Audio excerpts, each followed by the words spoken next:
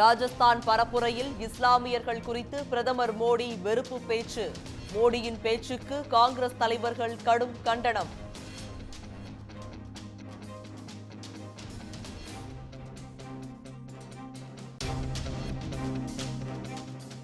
பொய்கள் பலன் தராததால் மோடி மக்களை திசை திருப்புவதாக ராகுல் காந்தி காட்டம்.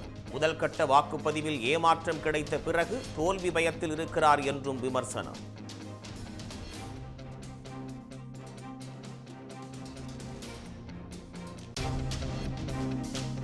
தமிழ்நாட்டில் 69.72% வாக்குகள் பதிவானதாக தேர்தல் ஆணையம் அதிகாரப்பூர்வ அறிவிப்பு.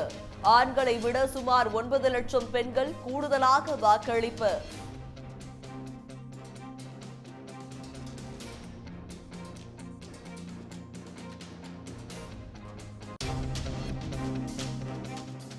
மணிப்பூரில் 11 வாக்குச்சாவடிகளில் இன்று மறு வாக்குப்பதிவு. முதற்கட்ட வாக்குப்பதிவில் வன்முறை அரங்கேறியதால் நடவடிக்கை. அனைத்தையும் காவிமயமாக்கும் பாஜக சதித்திட்டத்தின் முன்னோட்டம்தான் தூர்தர்ஷன் இலச்சினையிலும் காவிக்கரை என்று முதலமைச்சர் மு.க.ஸ்டாலின் கண்டனம். ஒற்றைவாத பாசிசத்துக்கு எதிராக இந்திய மக்கள் வெகுண்டெழுவதை தேர்தல் முடிவுகள் உணர்த்தும் என்றும் உறுதி.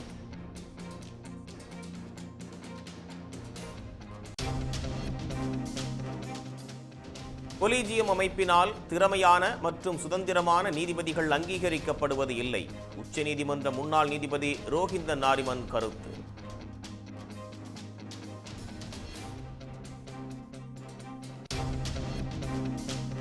தொடர் விடுமுறை முடிந்து சென்னை திரும்பிய மக்களால் கடும் போக்குவரத்து நெரிசல். தாம்பரம் ஜிஎஸ்டி சாலையில் அணிவகுத்து நின்ற வாகனங்கள்.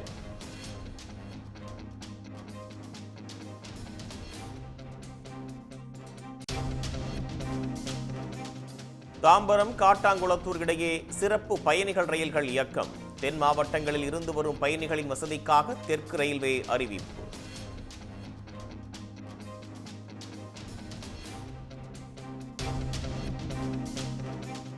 கேரளாவில் இருந்து கோழி வாத்து ஏற்றி வரும் வாகனங்கள் தமிழகத்திற்குள் நுழைய தடை.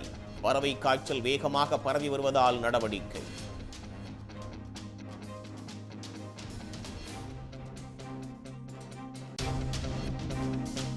தமிழ்நாட்டின் 14 நகரங்களில் 100 டிகிரியை தாண்டி கொளுத்திய வெயில். ஈரோட்டில் 108 டிகிரி ஃபாரன்ஹீட்டுடன் வெப்ப அலை வீசியதால் மக்கள் அவதி.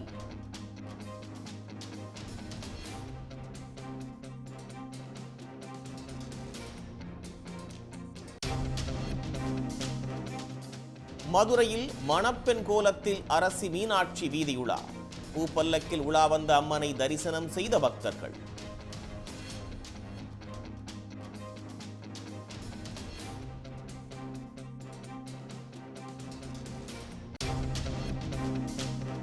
கூவாகத்தில் நடைபெற்றது திருநங்கைகளுக்கான அழகி போட்டி. வடசென்னையை சேர்ந்த ஷாம்சி மிஸ் திருநங்கையாக தேர்வு.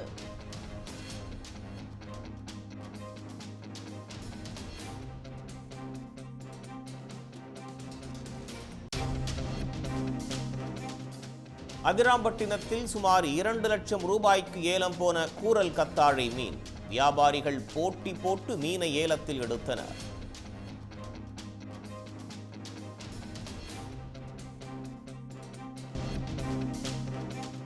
ஜார்க்கண்ட் தலைநகர் ராஞ்சியில் இந்தியா கூட்டணி சார்பில் பிரம்மாண்ட பொதுக்கூட்டம். கார்கே, ஃபரூக் அப்துல்லா, பகவந்த் மான், அகிலேஷ் யாதவ் உள்ளிட்ட தலைவர்கள் பங்கேற்பு.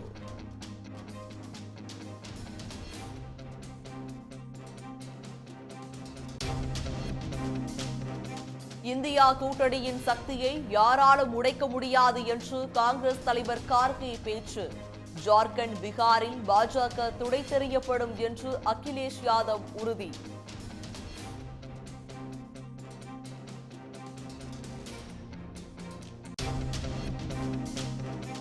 அசாம் மாநிலத்தில் ஒன்றிய அமைச்சர் அமித்ஷாவின் வாகன பேரணி. பாஜக வேட்பாளருக்கு ஆதரவாக வாக்கு சேகரிப்பு.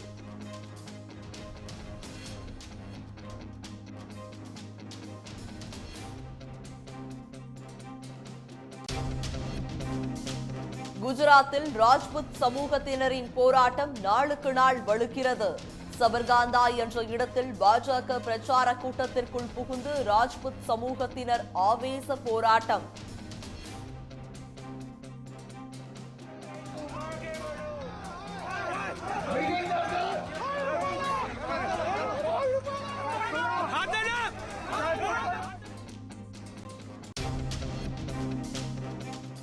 மாலத்தீவு நாடாளுமன்ற தேர்தலில் அதிபர் முகமது மொய்சு கட்சி முன்னிலை. மொத்தமுள்ள 93 இடங்களில் 59 இடங்களை கைப்பற்றியிருப்பதாக தகவல். ஐபிஎல் தொடரில் பெங்களூருவுக்கு எதிரான போட்டியில் கொல்கத்தா அணி 1 ரன் வித்தியாசத்தில் திரில் வெற்றி. மற்றொரு போட்டியில் பஞ்சாபை வீழ்த்தியது குஜராத் டைட்டன்ஸ்.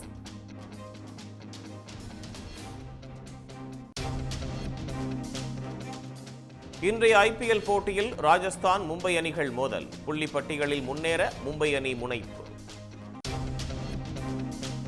சன் பிக்சர்ஸ் தயாரிப்பில் ரஜினி நடிக்கும் புதிய படத்தின் தலைப்பு இன்று வெளியாகிறது. லோகேஷ் கனகராஜ் இயக்கும் ரஜினியின் 171வது திரைப்படத்திற்கு ரசிகர்கள் மத்தியில் பெருகும் எதிர்பார்ப்பு.